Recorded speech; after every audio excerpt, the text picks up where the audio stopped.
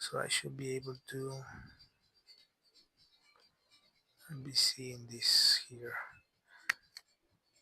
Okay, so to be able to, well, I'll do this one in English.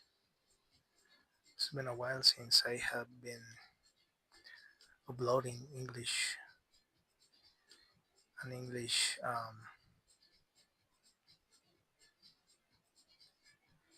English. Uh, I haven't been uploading in English. It's all Spanish, and I have been spoken a lot of what's going on in the world in many areas and countries and problems. And as far as I can tell, the world is a mess. It really is. It's a mess. It really is a mess. And yeah, I mean, I think there's a lot of situations happening around the world right now. I,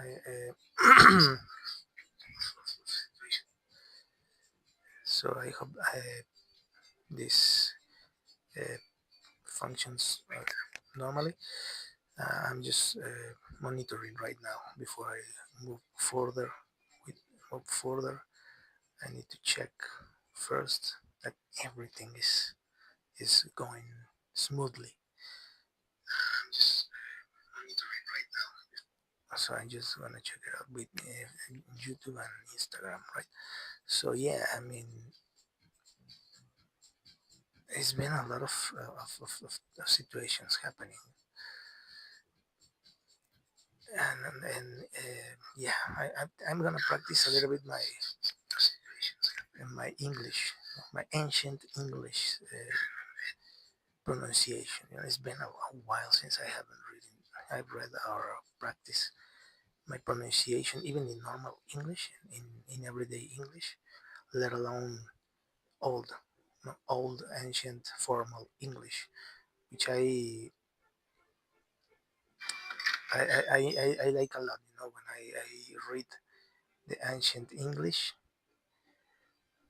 when I read the ancient English, I don't know, there's something about ancient English, the pronunciation, it's like a language of the kings or something like that. It just feels different, hits you different. I don't know if I don't know if I can make myself explain myself, right?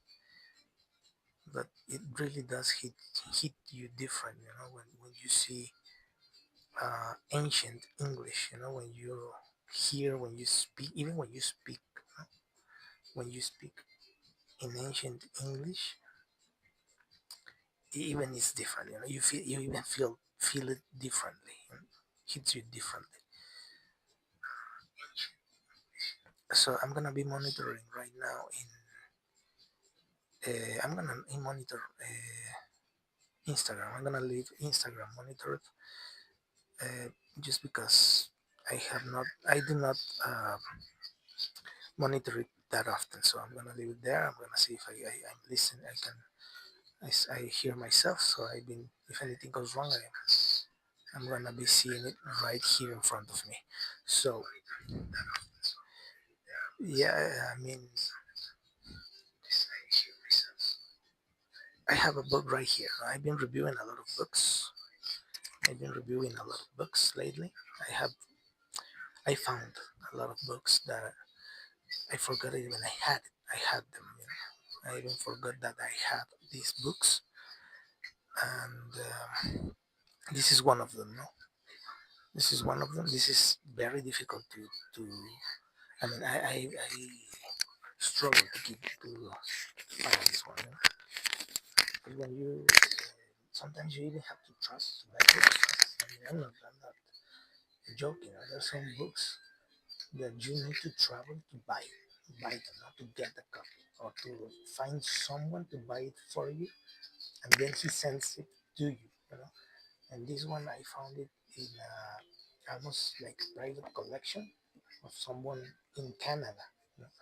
This book I found it in Canada, so uh, I didn't want to spend money going to Canada just for a book because it's too much money to just go for one book. You know, if you go to Canada, you go to vacations, something more fun. You know? But this book almost made me starting to save money to go for it. You know, I almost saved money to travel and to get it. You know? But I managed to find someone. I found someone that was kind enough to do this for me. He sent it to me, and it's an ancient, well, not an ancient, no? It's an alternative translation of the Bible. This is publication made in the 1800s, like 840 something. Like half of this 18th century was written, and you see, it's a compilation of the Bible.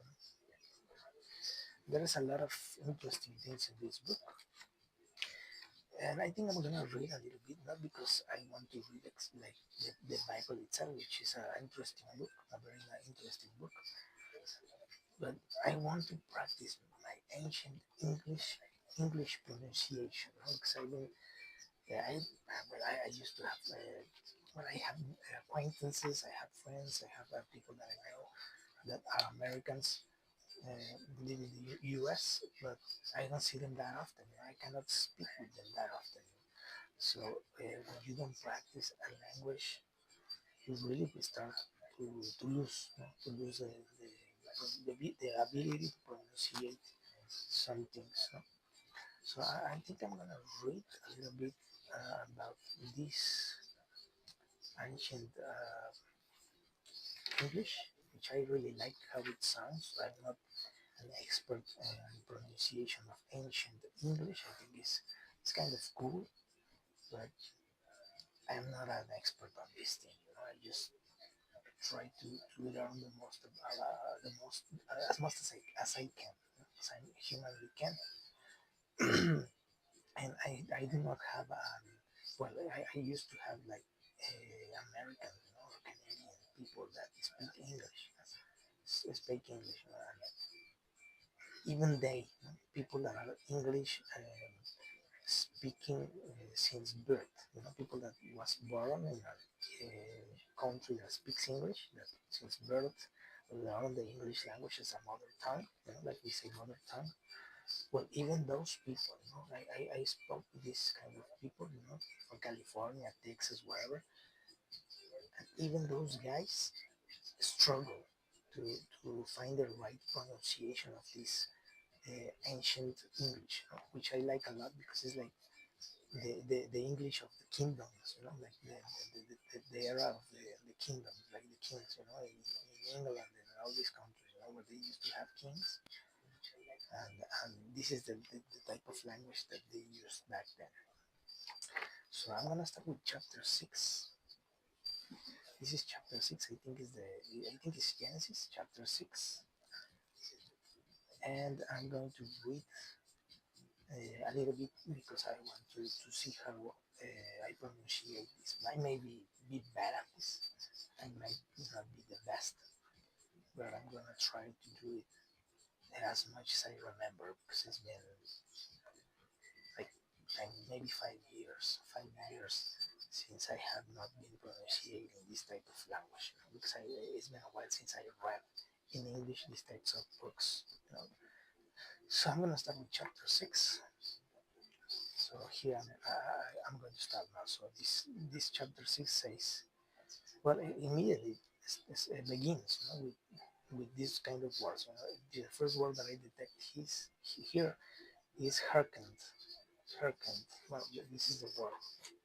This is one of the ancient English words, right? Hearkened. I don't know if I'm pronunciating the right way this word. I think it's hearkened. And Adam hearkened unto the voice of God, and called upon his sons to repent. And the other word is unto, you know, unto his sons. They used to use these variations of English. You know. And Adam knew his wife again, and she bare a son. And well, a bear, for example, bear. We have another one here.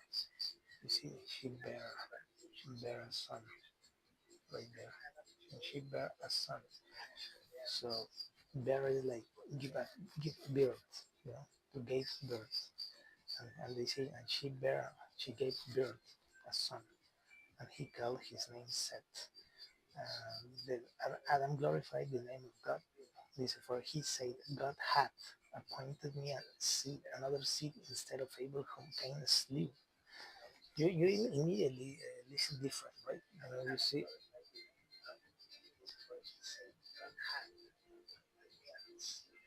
you know, this is it says it reads had appointed. I don't know if I'm pronouncing it well, pronouncing it the right way. It says had. Sounds like had, like a problem, like something in your head. No, is this word? I don't know. It's very weird. You know, had. So I don't know if I'm pronouncing it well. Maybe it's not the pronunciation of the ancient English, but that's the word. You know? And then it says it reads then, and God revealed himself unto Seth. And he rebelled not, but offered an acceptable sacrifice like unto his brother Abel. And to him also was born a son, and he called his name Enos. And then it reads, and then began these men to call upon the name of the Lord, and the Lord blessed them. And the book of remembrance was kept, in the which was recorded in the language of Adam. For it was given unto as many as called upon God to write by the Spirit of inspiration. Yeah, there is these words that are very unique from this type of English that I used to. I don't know. I just found very interesting this type of language. I'm gonna skip a little bit of this chapter. I'm not gonna read it entirely. I'm gonna skip some parts. I'm going to find the versicles that are more that have the most more this well the most quantity of this type of words, ancient words. And then I can read there's these other words, begat, you know. This word is different. I read that Eve bare a son. No? This bare a son. But there we find another that, and he begat many sons and daughters. And these other words, he begat. Begat, which is like to give gave birth, but in the past tense. I think it's past tense of birth, but in the ancient English, it's very interesting. And it says, and he begat many sons and daughters, and all the days that Adam lived were 930 years, and he died. So this the word begat. The said lived 105 years and begat Enos and prophesied in all his days. This word begat is very, very, very interesting. And let me see if I can find more of this. There's another one I see here. I want to read, and this is like the genealogy, like the genealogy of these people, of Adam and all of these people. Let me see if I can. This is another one, another phrase, another way that they express something very interesting, and it says, it said, and it came to pass. You know, this is very interesting. Well, it came to pass. It's like and then happened something more formal, and it came to pass that not went forth. That's another expression. Went forth, went forth in the land among the people, standing upon the hills and the high places, and cried with a loud voice, testifying against their works. This is very interesting, because when I read these types of books, I never consider myself a religious fanatic. I never liked these type of labels. Like religious loony, religious creamy, religious fanatic. I never liked that category. I always avoided to be placed into that label. I always say, no, no, no, I'm not religious fanatic. I read many books. I hear many people are not like that. I always avoid that. I always avoided that because it is problematic. When you let yourself go into these types of fanaticism. So I always avoid it, to be branded like the religious fanatic. He's this fanatic of religion. Of God.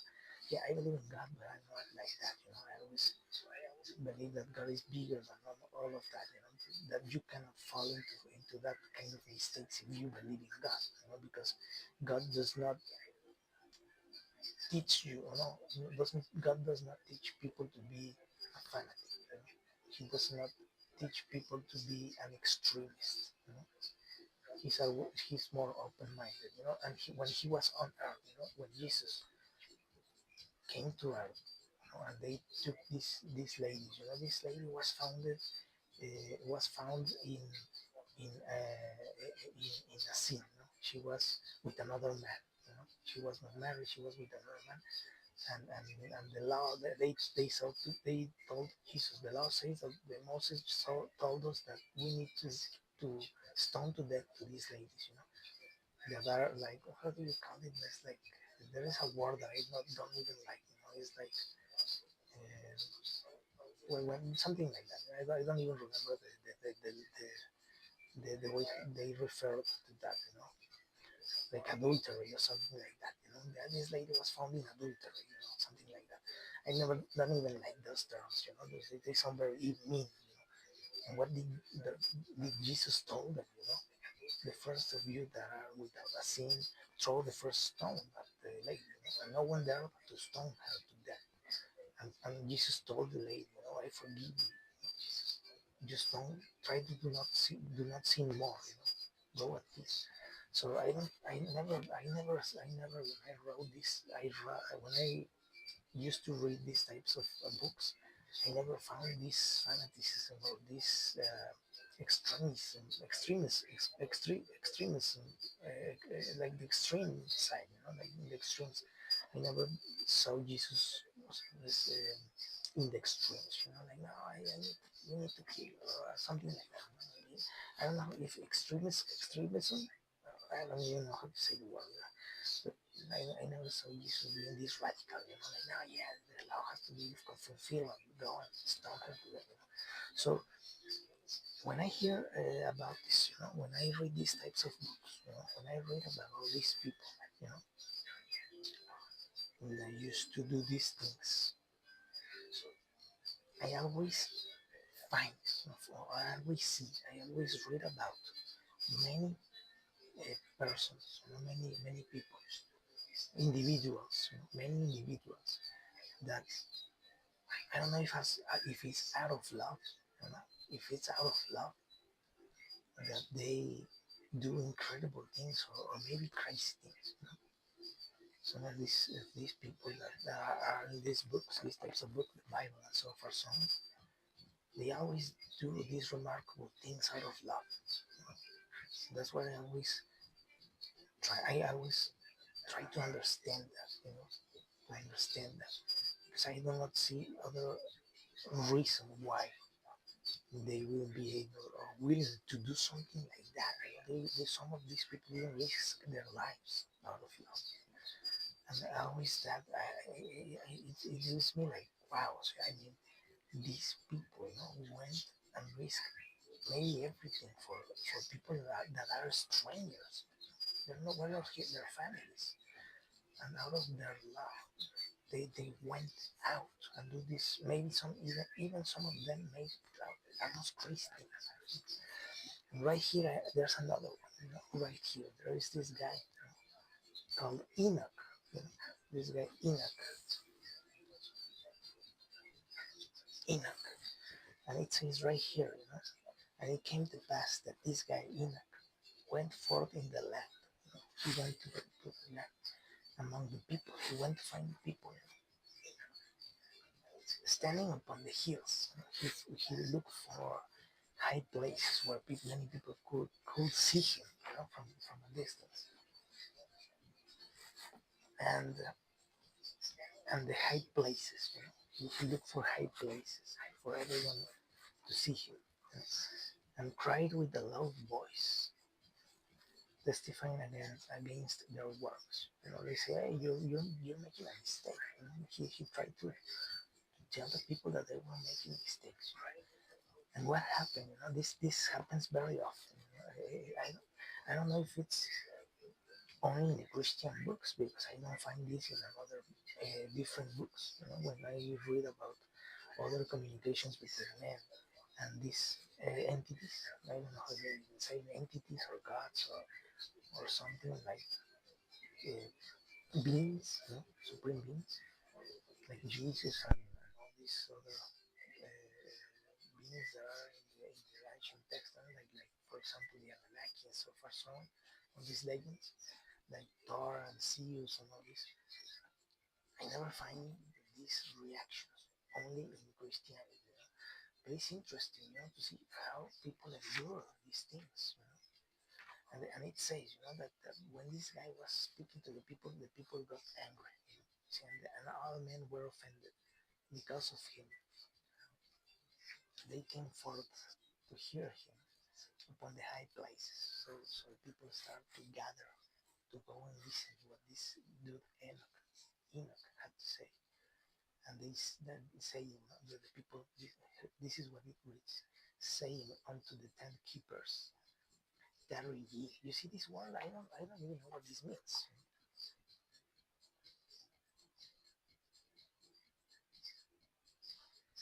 It reads tarry ye. I don't know what it means. Tarry ye here and keep the tents.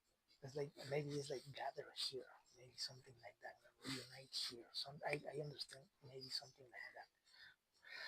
This while we go yonder to behold the seer. But I don't even know what that means. Yonder, you see, this other ancient word right here. We go yonder. It says yonder. No? I don't know what that means. Yonder. While we go yonder to behold. This is another ancient word. Behold, or to watch, to see, not to behold, to see. The seer, like the prophet, for he prophesied, and there is a strange thing in the land. A wild man hath come among us. All these ancient words, you see, all these ancient words, and some of them I don't quite understand them very well. I might a little bit have the idea and the sense of the meaning, but these two versicles is interesting. Like, tarry ye and keep the tents, while we go yonder to behold the seer.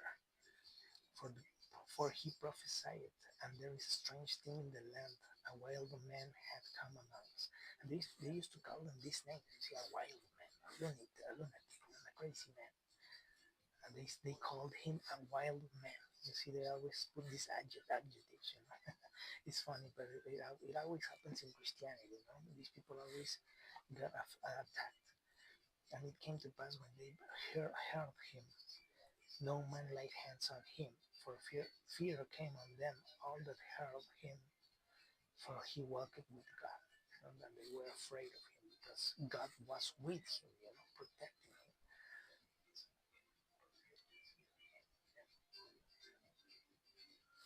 This is another interesting way to express something. Let's see, and there came a man unto him, no man laid hands,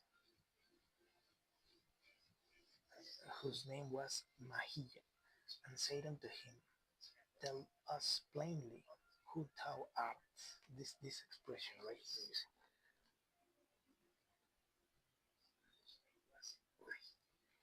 who thou art, who are you? Tell us plainly, like tell me clearly, tell us plainly who thou art. I don't know if I'm pronouncing it well. Who thou art, who are you? and from whence thou comest, this other, and from whence thou comest. This very strange way, ancient way, to speak, and from whence thou comest. Since when did you came? How long have you been here? Something like that. And he said unto them, I came out of the land of Canaan, the land of my fathers, and the land of righteousness unto this day, and my father taught me all in all the ways of God. I'm gonna skip a little bit more to find more uh, versicles that have this type of expressions. It's very interesting, very interesting. Even if you believe in the Bible or not, the very language, the very way how this was redacted is very interesting in ancient English, which I like a lot. I like a lot this type of language. But there's a lot of books like maybe the English literature, like maybe I don't know, maybe many famous authors in England that wrote like this, many books, and it says, further in the chapter, this behold, Satan hath come among the children of men and tempted them to worship him, and men have become carnal, sensual, and devilish. And it says, let me see another part where I can find more. And yeah, it's very interesting this type of language. It's very not that easy to find as well. It's not that easy to find. Uh, Maybe in books like Romeo and Juliet or something like that. From that time, maybe you find this type of language. Maybe. And I have not read Romeo and Juliet in English, only in Spanish. But maybe in that type of era of literature, you might find this type of expressions. Um,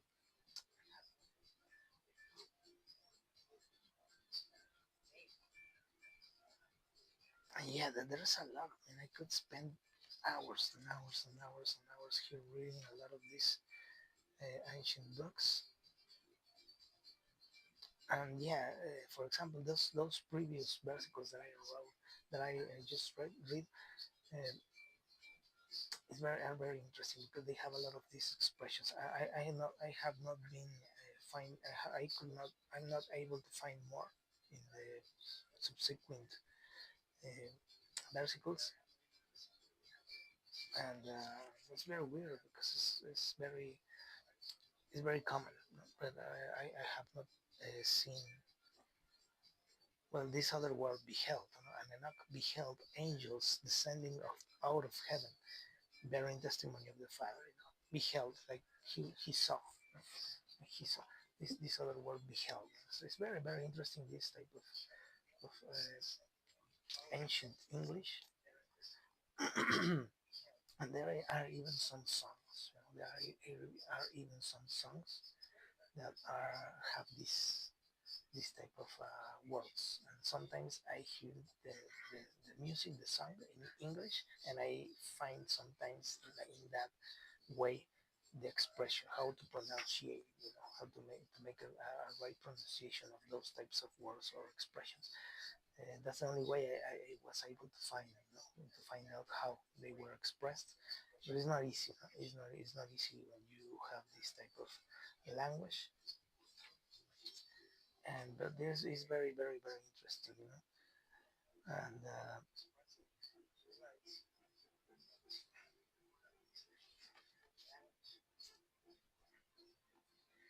yeah, I hope my English pronunciation is not that bad. I hope it's not that bad.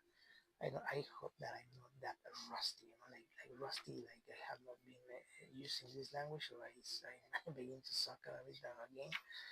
I hope I really is not. I hope that is not really my situation right now. Um, yeah, no, well, this is another one. There's this versicle right here. It says, "And thou shalt come into the ark, and thou and thy sons and thy wife and thy sons' wives with them." That very versicle right there, you see, this versicle right here. And thou shalt come unto the ark. Uh, Very interesting, no? How they, and thou shalt come, into the ark, and thou and die. This expression, thou die, and thy wife and thy sons. That's another of these expressions, the thou and thy. And thou shalt come into the ark, and thou and thy sons. And this again, and the Lord said unto Noah, come thou and all thy house into the ark, for thee only have I seen righteous before me in this generation. And this is another one.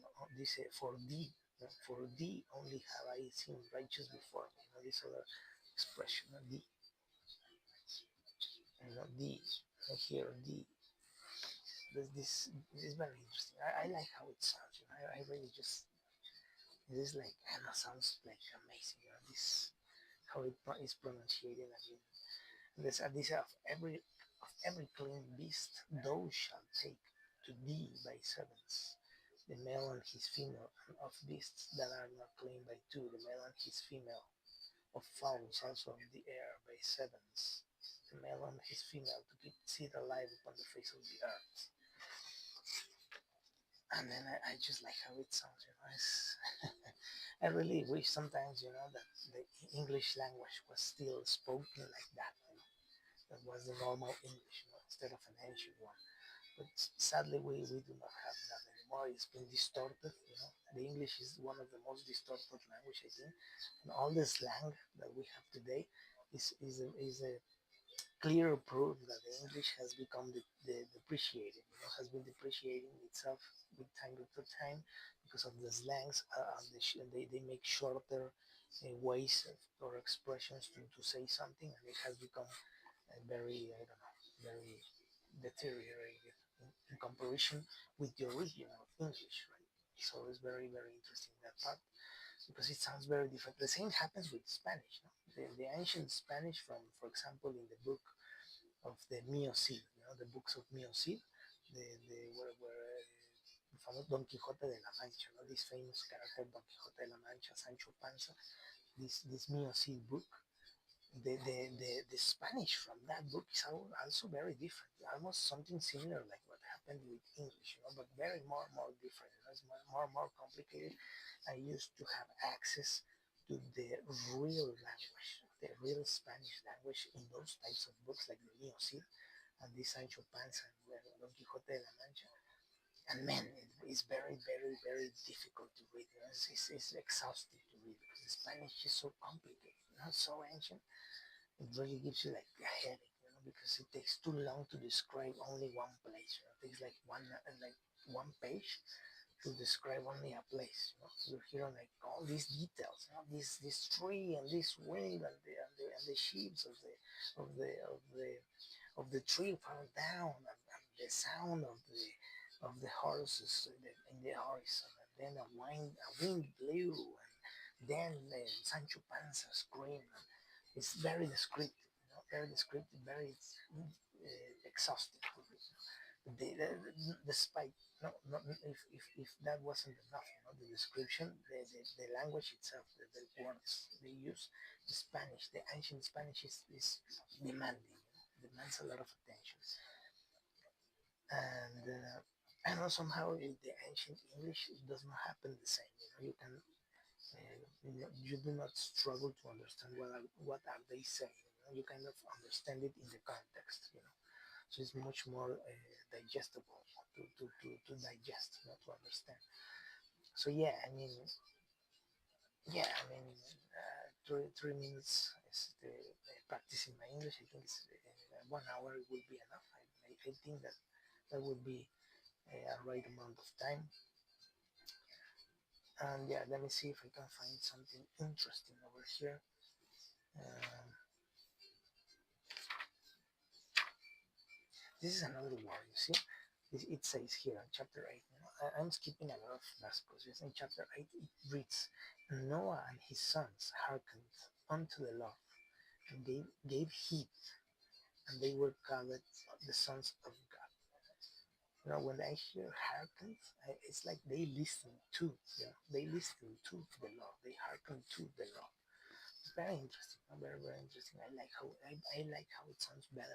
Hearken to, sounds like more, more eloquent, much more eloquent. So, and yeah, not even sometimes even people in the United States that their mother tongue is English, the normal English. Sometimes they even struggle to understand it. Sometimes they even do struggle a lot with this, And yeah, it's very, very interesting. Many things that come into this book, and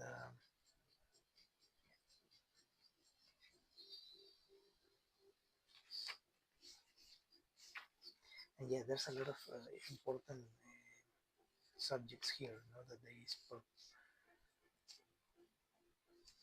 and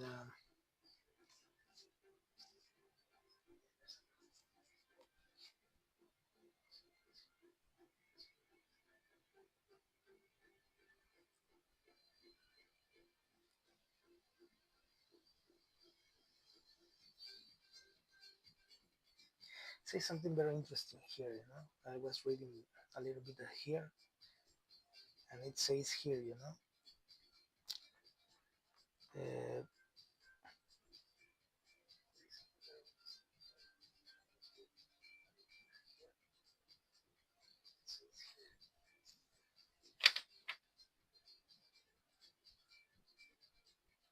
it says here, something very interesting. I'm gonna read a little bit.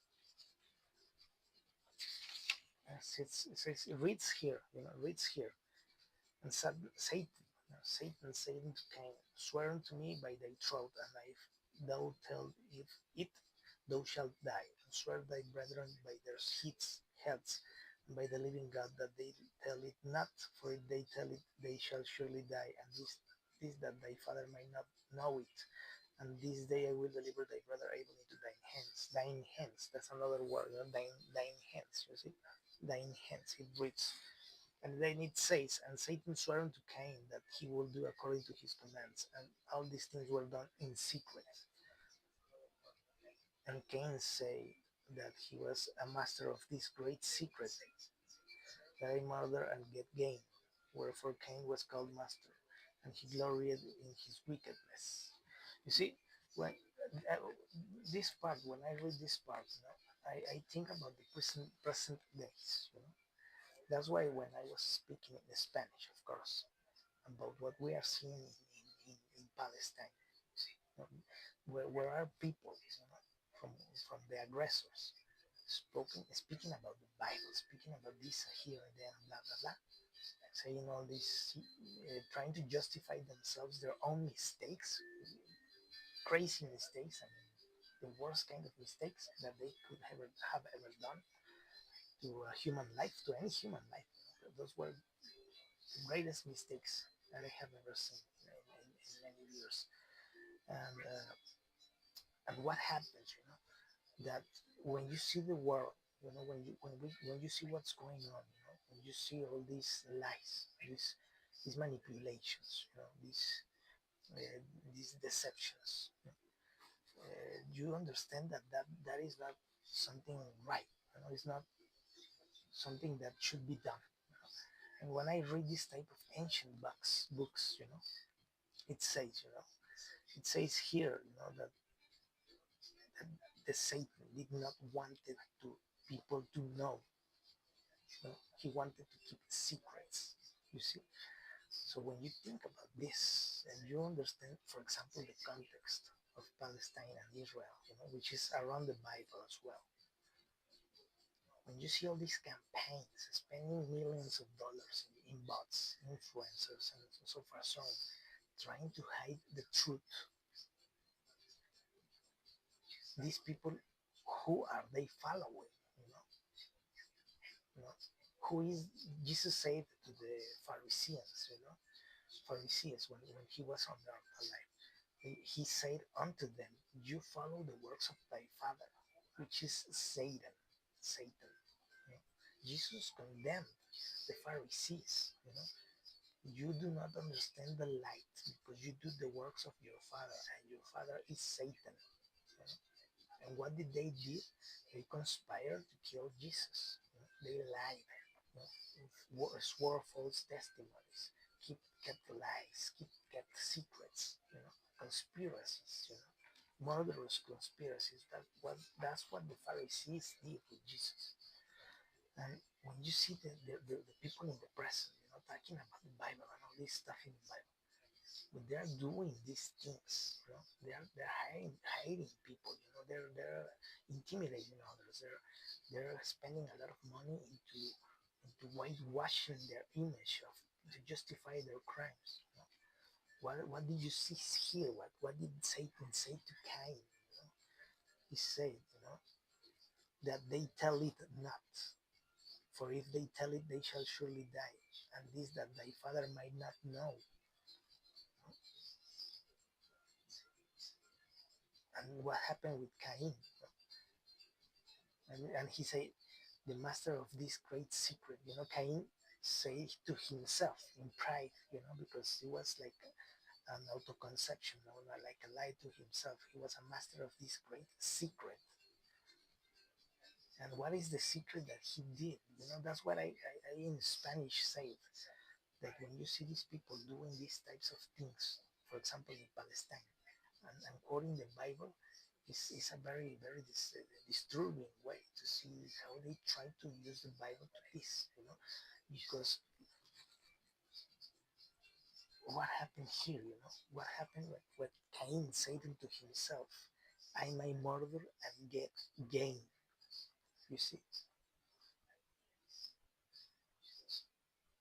you see, the master of this great secret that I might murder and get gain. Who introduced this wickedness, this evil into the world? It was the serpent, the demon. Okay? It was Satan. So when you believe in the Bible and you see people that say or claims that believe in the Bible but do the same things that Satan introduced with Cain, who are these people following really? They're not following God, you know, because they probably say to themselves, you know, I might murder and get gain. And what are they doing in Palestine? What are they doing in Palestine? They're telling themselves that they can murder and get gain. And what did they gain? Well, the territory, you know, the annexation of territory, you know, the business, you know, the, you know, the project. They want to put hotels and make a tourist riviera or some crazy stuff like that.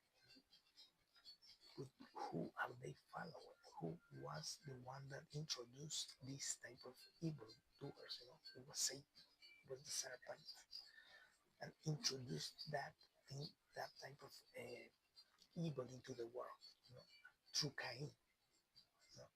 And it is in this in ancient text, for example. You know,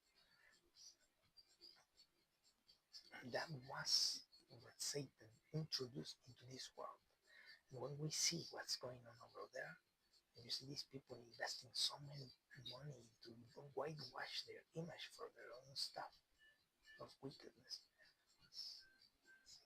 Who are they following? They're exactly the same as Cain. They're telling themselves, I might murder and get gain.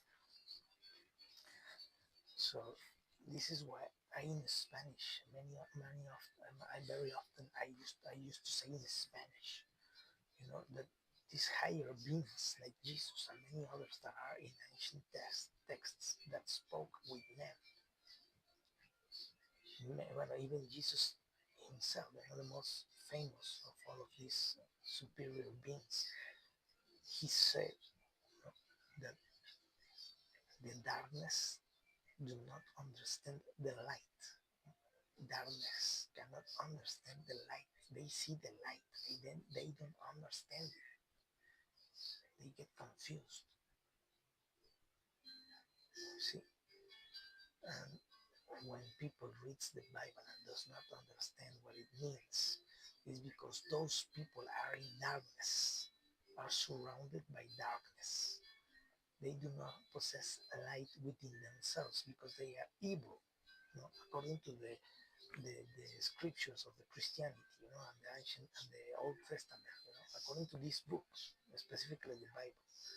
If you believe what it is said in the Bible, then you understand that according to the book of the Bible, the books of the Bible, a person that sees the light and does not understand is because it is darkness. It lives in darkness. So he does not have good works. He has not done anything good. So he can shine.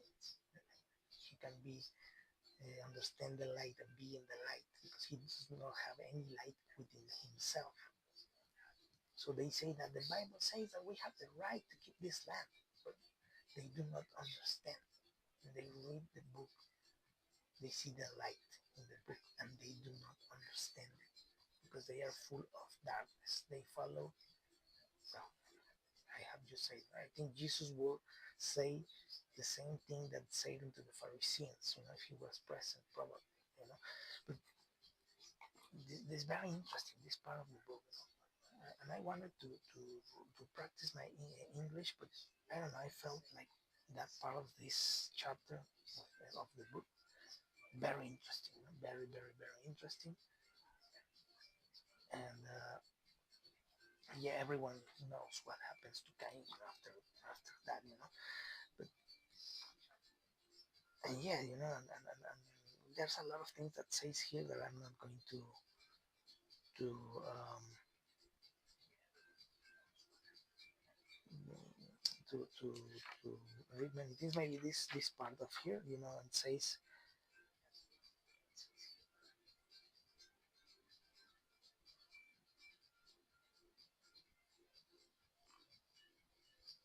but it became a moment where the humanity got lost. It says here that because of this sin of Cain, humanity became evil, and it says that having known their secret, people began to know their secrets, and it says, and Irad, the son of Enoch, having known their secret, began to reveal it unto the sons of Adam, wherefore Lamech, being angry, slew him, not like unto Cain his brother Abel, for the sake of getting gain, but he slew him for the oath's sake. They started to become evil. You see, he said, from the days of Cain there was secret combinations, and their works were in the dark, and they knew every man his brother. And their works were abominations, and began to spread among all the sons of men, and it was among the sons of men. So the evil started, when Satan corrupted Cain, men lost many things. They became evil, wickedness, and they began to make this kind of evil works in darkness. One of the things that in this book I understand, it says it is that evil people that are doing not good, uh, they do it in darkness, in secret, keeping secrets, and not letting people know many things, keeping things in the dark. That's why they're full with darkness because God is the opposite, you know. So when you see a person that likes to keep in the shadows everything, that is not something that should be in the course to God. If you want to go towards God, you need to become more transparent. To the things in the open. That's one of the things that I understand. These types of things teach. So it's very interesting. It's very very interesting. I found it kind of fascinating. Not because of the religious point, but the teachings that give you to guide your life, to be more transparent, to be more open about things, And it's very interesting. That has nothing to do with rites and ceremonies and all that cool stuff. So yeah, I mean, yeah, there's a lot. I mean, I'm just barely scratching the surface with this. I'm just scratching the surface, to be honest. I'm just scratching the surface. I'm nowhere, no way near many things that come here in this. There's so many interesting things. I'm gonna read a little bit more, and it says it reads here. I'm gonna put here a little bit. There's something here that I used to quote in Spanish, because it says here, it said, "Wherefore should not the heavens weep, seeing this shall suffer?" And this is very interesting, This is very interesting. Right here, I'm gonna put this separator right here. This this right here, This wherefore, you know.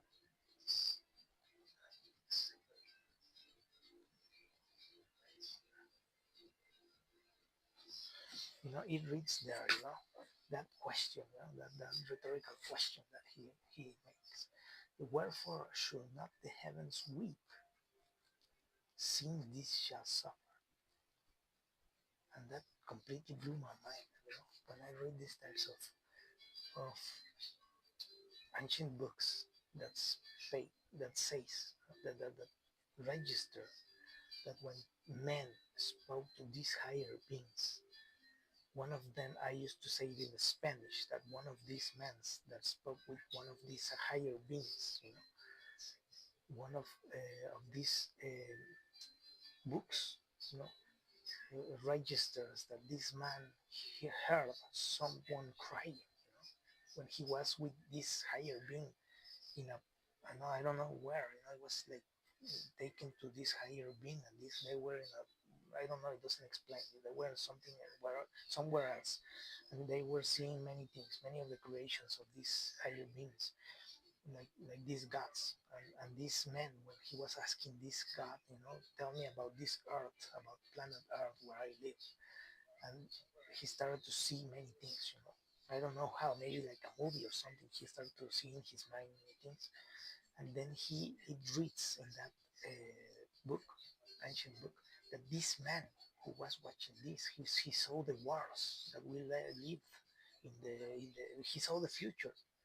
He saw the wars that we have seen in this 200, 300, 500 years. He saw many wars, people dying, and he started to listen someone weeping, like crying, and he was like, "What?" And he turned around to his side, and he saw this higher being, this God, crying. He saw his eyes crying, and he marveled himself, like, how this man asked to himself, how being the creator of all these things, how can you cry? How is it possible that you cry? How can a God, a being like you, that is above all things, how can you feel sadness? How is it possible?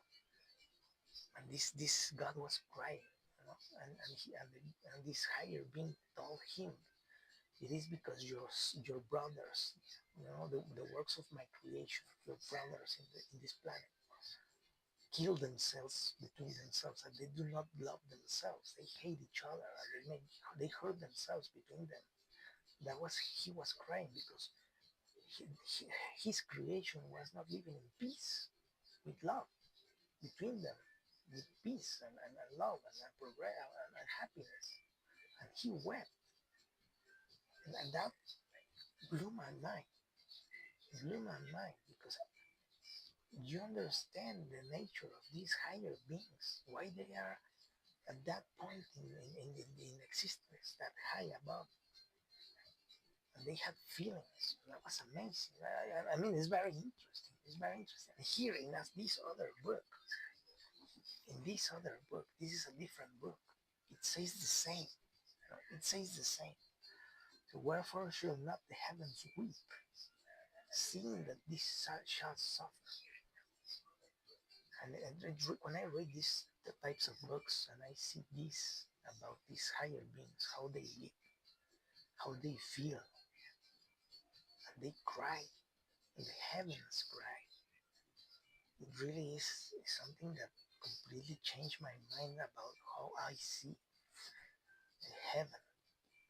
When I see that in heaven, these people that are in that place cry, they feel sadness, they cry because of suffering of humanity. It really blew my mind. To this day, it blew my mind, blows my mind. I mean, my mind is like, it's like what? And it's very interesting. And it says further down the chapter, it says, "Wherefore, for this shall the heavens weep,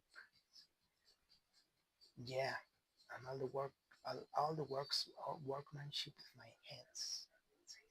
So this being, this superior being told, for this, wherefore for this shall the heavens weep, yeah, and all the workmanship of my hands.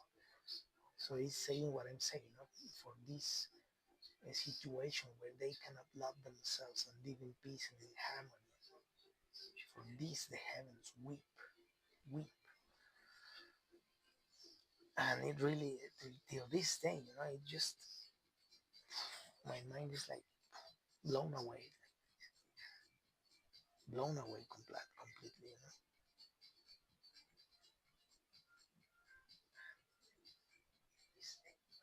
It really blew my mind, and this thing is very interesting because then Enoch, this person in this part of this book, it says that when this man saw, it says that and this guy says, knew and looked upon the wickedness and their misery. You know, this person was watching the evil of the people in his time. He say he looked upon their wickedness and their misery and wept and stretched forth his arms, and his heart swelled wide as eternity. And I understand. I don't know. It amazes me. Amazes me when I see that that what is love. Amazes me because I realize that we don't know much about love. I mean true love, because I think that's part of life. To understand the magnitude and the complexity of love. And when I see this person, I think it's a knock. I think it's a knock. I don't know if he's a knock. I'm not sure. But I think it's a knock. But when I see that he saw the misery, it says he saw the misery of these people. He wept. And sometimes I think myself, why did he wept? Why Enoch wept? Because someone else was having a bad day.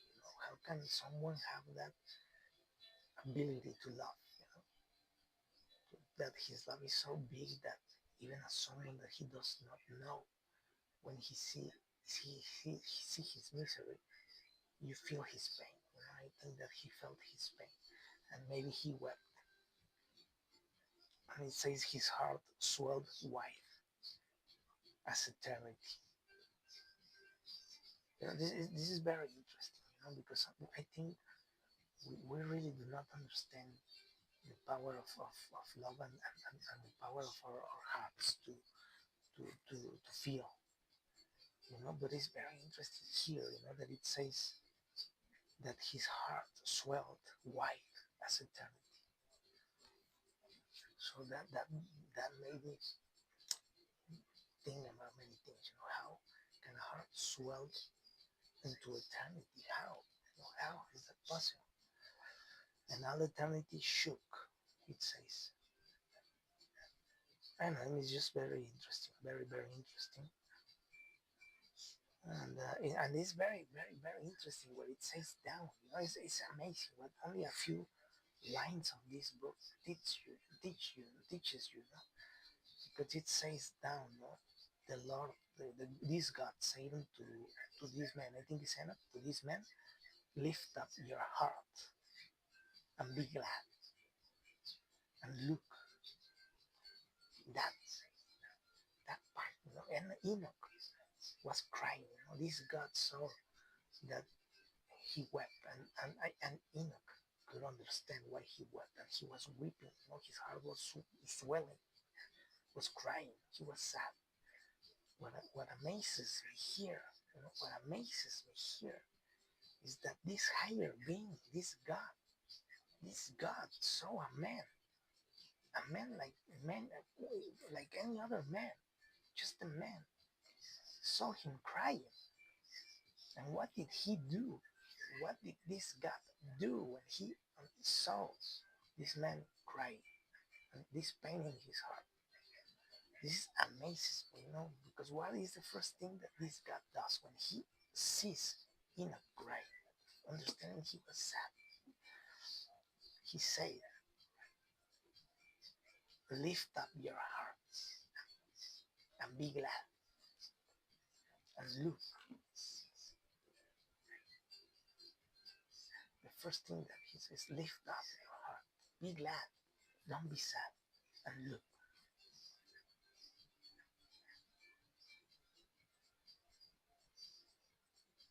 And it says then, and this God, this being, this higher being smiled upon it, smiled, smiled. This God smiled when he saw something good, smiled upon it, it says, and it held it in its own hand. I mean, that small part of this text, it, it, it, it really is very interesting because when you see that there are many books that register and many people spoke about this higher beings talking with men, conversating with men, like one man talks to another man. And you see how these beings, these higher beings are. You know, they cry, you know, they smile, they lift up other people's hearts.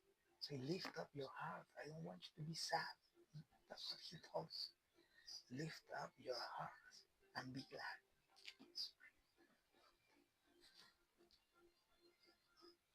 And when I read that, I mean, it still amazes me to this day, you know, how this higher being see a man, how small we are compared to this type of beings, God. And what they do, you know, what they do. He say, lift up your heart, be glad, and look. I mean, the simple fact that they care that much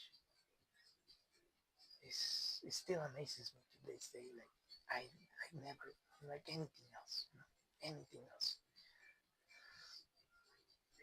And I realize why they are big, you know, why they are in this higher plane, you know, and what makes you like them, you know, what makes you closer to God.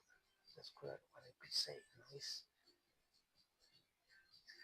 it's very different that we see of many things we see in the world. You know, when we see the world and talk about power and all this, we see many cruelty. You know, in the world, we understand, or they sell us this. They sell this idea that power is cruelty. And it's a lie. You know, that does not make you superior. It makes you inferior. If that such thing exists, because I do not believe in superior and inferior things, you know. I believe that everything is equal, but it lifts you up as well, you know, to a higher state of vibration of existence. Maybe I don't know how to express it very well, so it's very difficult. And yeah, I mean, it just teaches you a lot, only a fragment of a chapter. I mean, it's not the entire chapter, it's just a fragment. one of the chapters here, and there are many things that are here, but that part is very, very, very, very powerful, very powerful. And yeah, there are many, many, many, many things over here, but I wanted to share that one because I in the Spanish I spoke about this. I wanted to share it about it because it comes in this book, and it's amazing to me. It's just unbelievable, you know? And I grew with Christianity. When later in life, I began to study other cultures, um, other beliefs, you know, and many other religions and books, you know. And it keeps amazes me, you know, how many books that speak about or register these communications between men and these beings. Sometimes are this amazing, you know. Sometimes are this amazing, and yeah, I mean, it makes me understand more about the nature of these superior beings, these gods, these enlightened beings, and yeah, I mean, it's very, very, very powerful to me at least. You know, I don't believe that might be powerful for everyone. I don't think this is for everyone, but for those that are sensitive, it might be. You know, those that are sensitive to this type of things. You know? And then and yeah, I think that I just 1 hour and 6 minutes, 1 hour and 6 minutes, and yeah, I think that that small part of all this book is not even. I was about here, you know, this much. This is much more information that this book contains. That is that amazing, you know, that type of information in that level of amazingness is what we find here in this book, you know.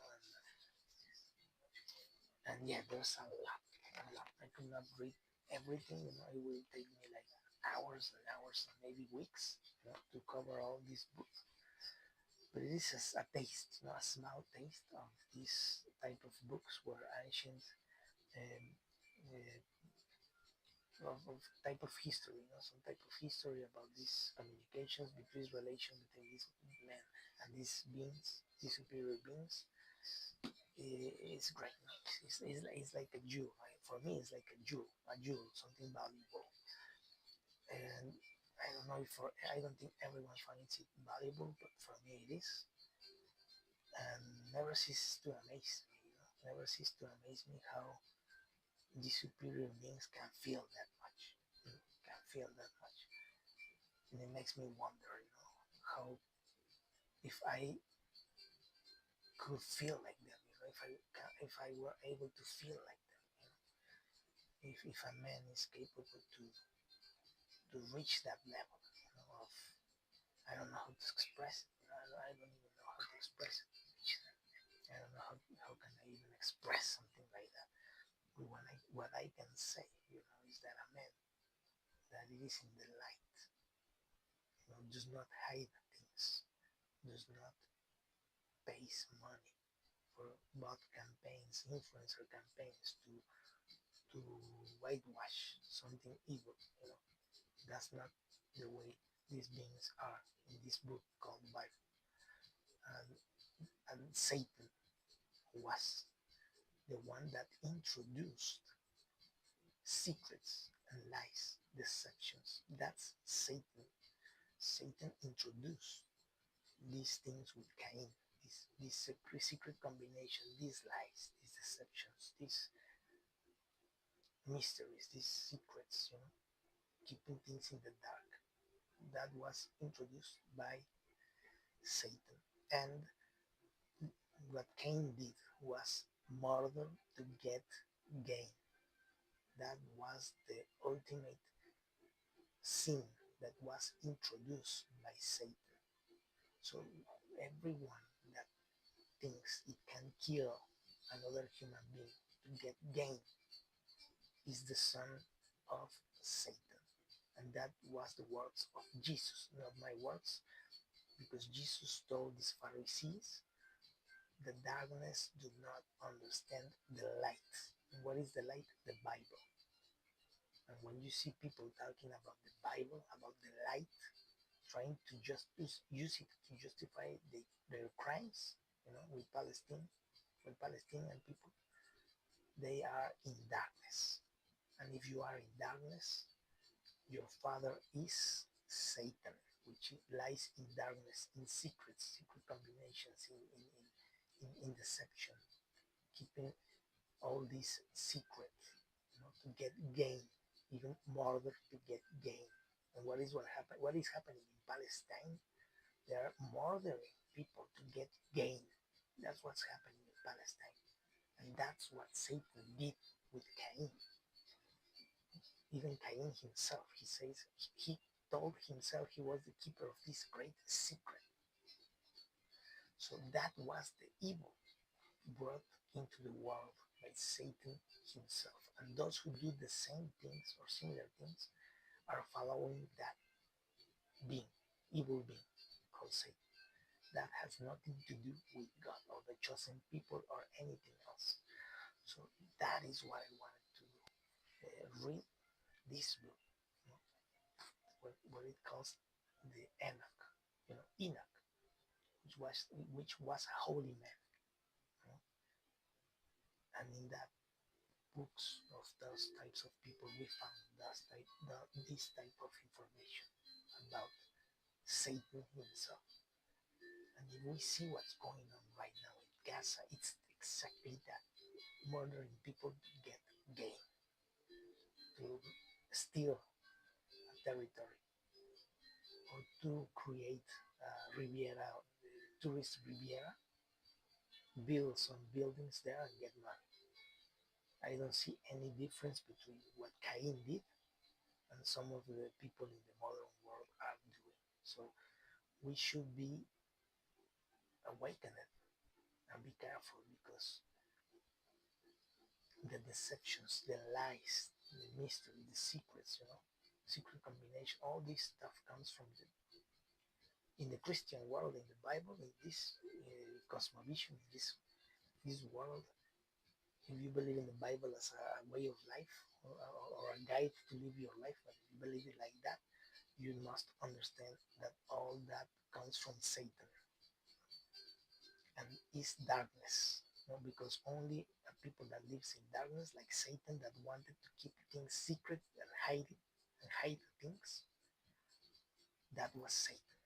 That was the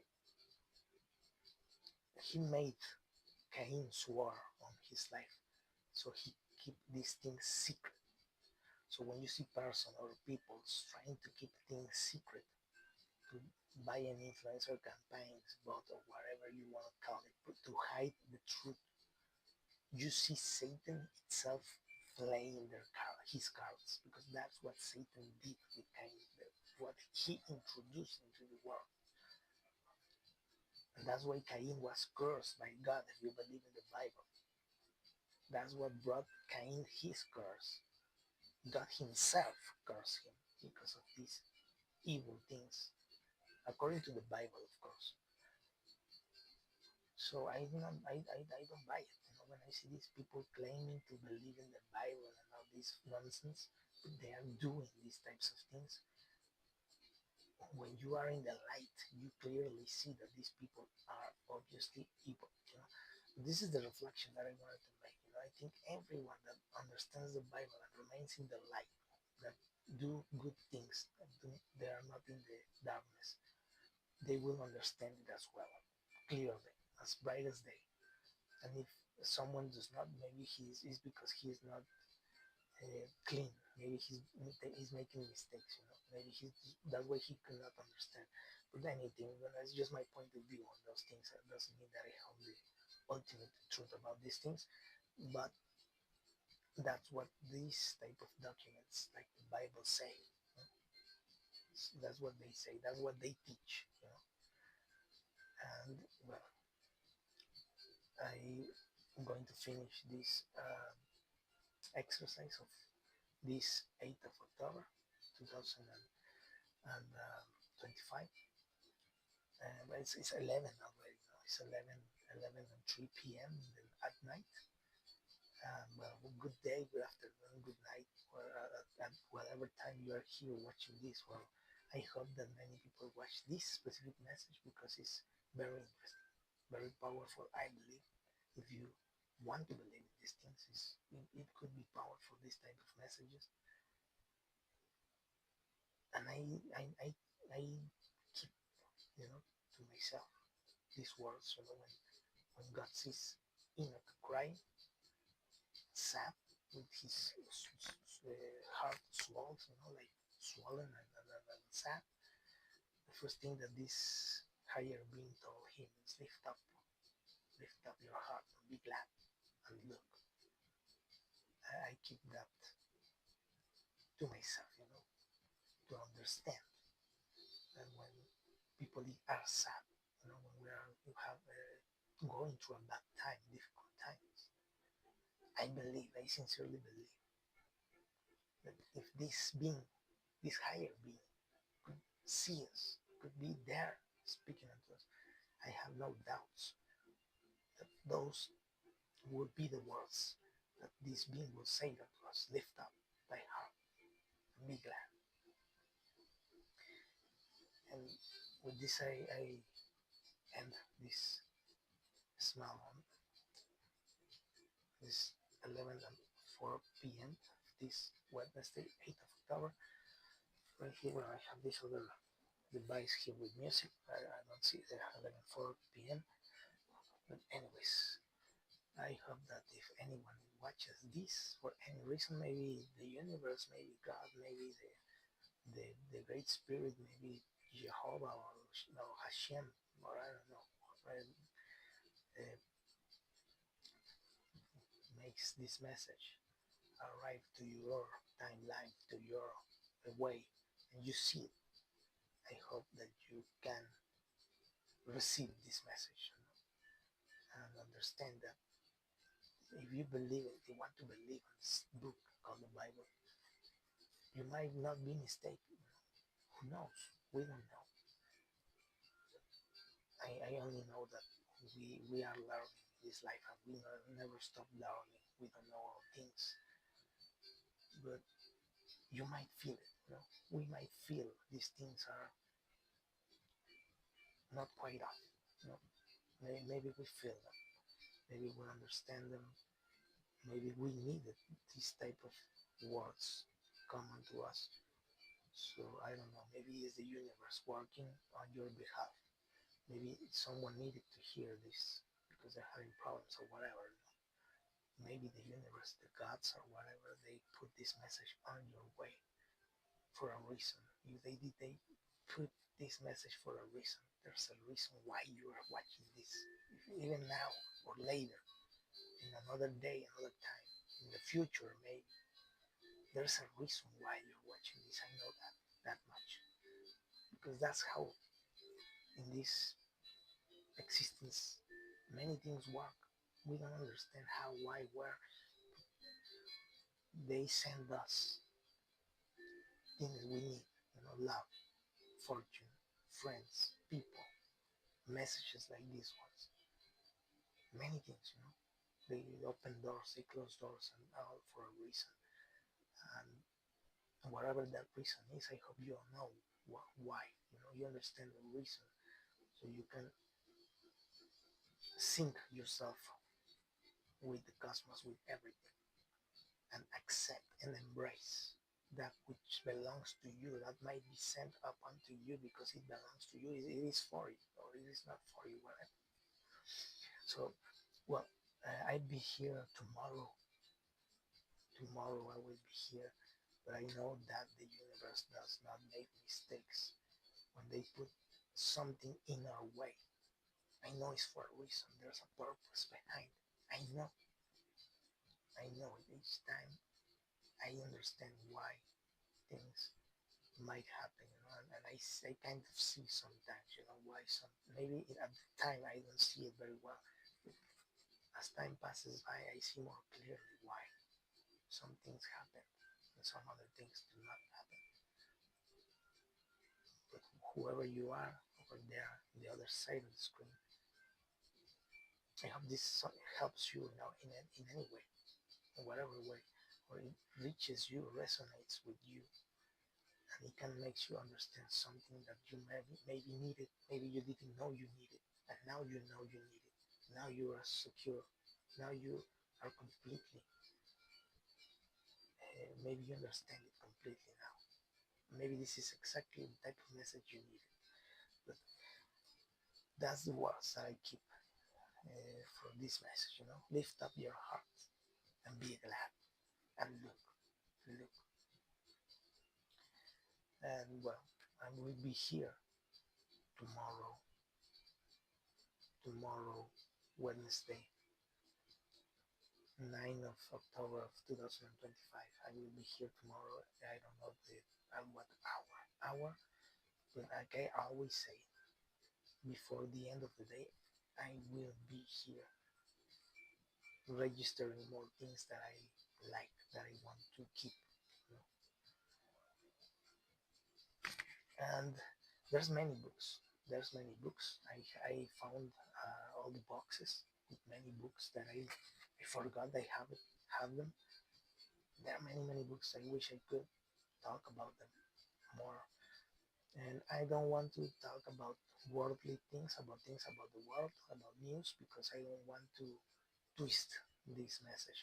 I don't want to lose the essence, the integrity of the purpose of the message. I might be tomorrow. I was about to speak today, but I don't want to now. I'm gonna leave it like this. To keep this message focused on this, break the essence, the spirit about the vibe of the message and with other things. So yeah, tomorrow I want to speak about some things more into of the news, but it will be tomorrow. So I will be here in another time. And well, I hope that if you feel like you like these type of messages like this one in English, well, I keep uh, my life feeds open, so everyone might see them if they want to. So I don't do it thinking about the views, but if anyone sees them, is welcome. So well, good night. I see you in